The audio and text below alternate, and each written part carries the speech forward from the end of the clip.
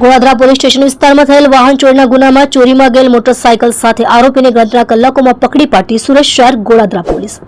Police commissioner Shri Anupamsinh ગેહલોતી સાહેબ તથા ખાસ પોલીસ કમિશનર શ્રી વાબાંગ જામીર સાહેબ સેક્ટર 1 સુરત શહેર તથા નાયબ પોલીસ કમિશનર શ્રી ભગીરથ ગઢવી સાહેબ ઝોન 2 સુરત શહેર તથા police commissioner Shri VM Jadeja સાહેબ ડી ડિવિઝન સુરત શહેરનાઓ સુરત શહેરમાં મિલકત સંબંધી ગુનાઓ ડિટેક્ટ કરવા માટે સૂચના આપેલ જે અંતર્ગત પોલીસ ઇન્સ્પેક્ટર સાહેબ શ્રી એચ.એસ. આચાર્ય ગોળાદરા પોલીસ સ્ટેશન નાઓના સેવા માર્ગદર્શન હેઠળ police sub inspector Shri J S. Ramanandi તથા surveillance incharge ASI KD Rathod નાઓ તથા સર્વેલન્સ સ્ટાફના માણસો સાથે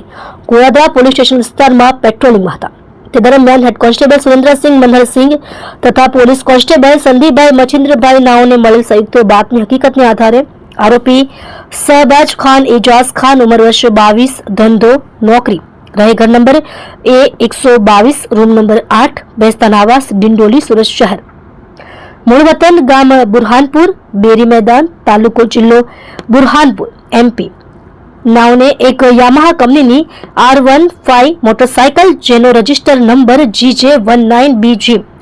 5914 ની ચોરી બાબતે ગોળાદરા પોલીસ સ્ટેશન એ બાદ ગુનો રજિસ્ટર નંબર 2024 BNS કલમ 303(2) મુજબનો ગુનાના ચોરીના મુદ્દામાલ સાથે પકડી પાડી પ્રશંસનીય કામગીરી કરેલ છે।